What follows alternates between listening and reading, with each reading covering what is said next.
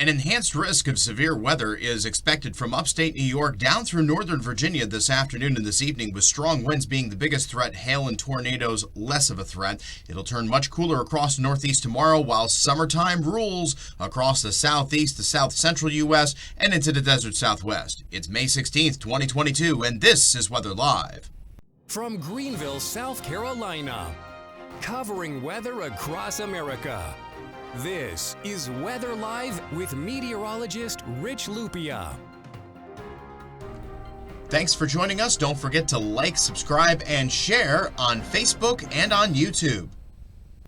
An enhanced risk of severe weather is nothing new for the northeastern United States. It's about this time of year that you usually see your first slight to enhanced risk of severe weather. We generally see those a couple of times a year. The moderate and high risks are much more rare, but still, good thunderstorms will be across the northeast this afternoon and into this evening, from my old stomping grounds of central New York down into Virginia, and then heading eastbound in towards the big cities and in towards western New England late this afternoon and into this evening. Let's take a look to the maps. We have our enhanced risk from the Adirondacks down through central New York and the southern tier, in through central and eastern Pennsylvania, down into Baltimore, Washington, and into northern Virginia. This severe weather threat gets to the big cities as well, with a slight risk across western New England. Now, as I mentioned, the high winds are going to be the biggest threat. Central New York, eastern Pennsylvania, western New Jersey, getting down in towards the Baltimore area and in towards the Delmarva. There is a hail threat.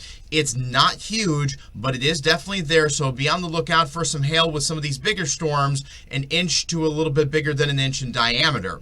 Tornado threat is not zero, but it is low. It's only a 2 to 5% risk, possibly as much as 10% from Syracuse to Albany, down towards Scranton, Philly, Harrisburg, and down towards Washington, D.C. So do not be surprised if you see a tornado or two, but there's not going to be a whole herd of F2, F3s, and F4s floating around here. This is mainly going to be a straight line wind damage event. That is the biggest threat with the severe weather this afternoon and into this evening. Okay, we're going to go to the models here. We are at noontime, and here's our low over Syracuse, New York, over the Cuse.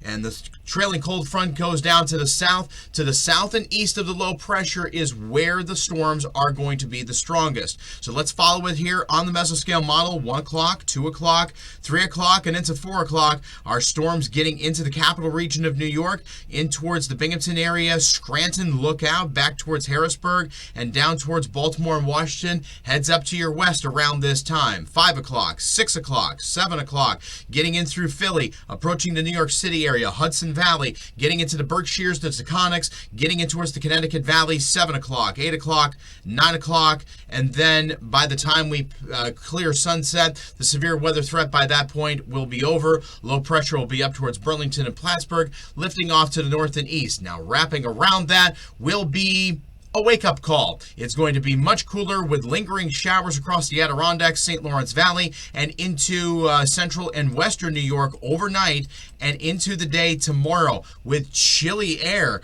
coming in and back of this. It's going to have trouble getting out of the 50s. You should normally be in the low 70s, so we're going to flip all the way back to below normal, and quite a bit below normal for tomorrow.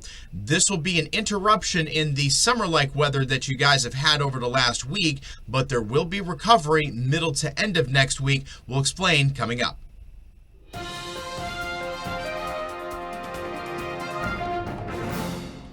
All right, so after today's severe weather across the Northeast, the threat tomorrow shifts back into the plains. It's only a slight risk at this time. If the risk does go up, we will jump on and let you know. Across the plains of Iowa, Missouri, Nebraska, Kansas, this area, best chance for severe thunderstorms with damaging winds and some hail.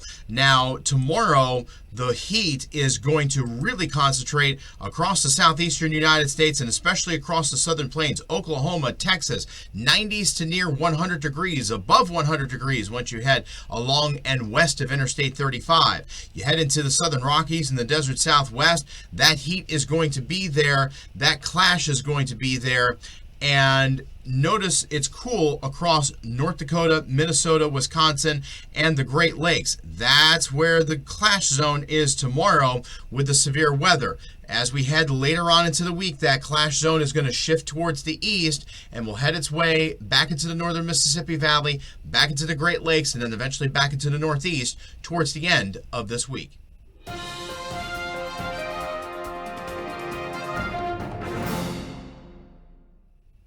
So despite the fact that it's going to really chill down across the northeast tomorrow and especially into Wednesday, the temperatures, as I mentioned, will rebound quickly, enough so to where there is an above normal temperature painted across the northeast and across the mid-Atlantic and all across the southeast as well. It is going to be summertime.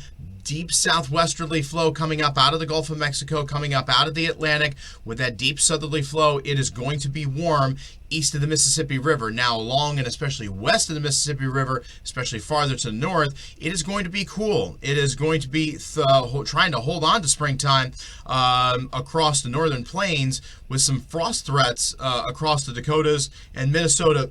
Not unusual for this time of year, but definitely getting into the time of year to where it is not every year that it stays this cold. Now let's look out 8 to 14 days, looking closer to the end of May and looking in towards Memorial Day weekend. It's still trending warm east of the Mississippi, but especially to the south of the big cities, especially across the southeast, south central, and southwestern United States. It's summertime, it's here, it's going to stay. But across the northern tier, it definitely looks like the cooler than normal temperatures are going to try to take hold. Now, as I mentioned, with that southwesterly flow kicking in out of the Gulf and out of the Atlantic persistently for several days, that means the threat for at or above normal precipitation is going to be there. It's not going to be a washout every day. It's not going to be a flood situation, but especially east of the Mississippi, with that moist flow out of the southwest and with the daytime heating, there will be the threat for thunderstorms, and those thunderstorms could contain some heavy downpours, possibly some gusty winds as well. That's going to be the case more often than not heading through the last days of May. It will be drier than normal once you head west of Interstate 35, especially into the southern Rockies and the desert Southwest. Unfortunately, areas that need the rain, we're getting into a time of year where it just don't rain. Pray for folks out there. And that's your weather live for this May 16th, 2022. I'm meteorologist Rich Lupia. Stay tuned for this message from our sponsor, Wonder of Weather for Kids. Do you have kids or know people who have kids who are elementary school age? Do they love the weather? Are they fascinated by it? Scared by it? Check out the Wonder of Weather for Kids. Want to know more about what makes the weather? Hurricanes, tornadoes, floods, thunderstorms, drought, snowstorms? I cover it all in 25 easy-to-digest lessons of 10 to 20 minutes apiece. Over 6 hours of material. Go to richlupia.com to purchase the program and start watching the videos now.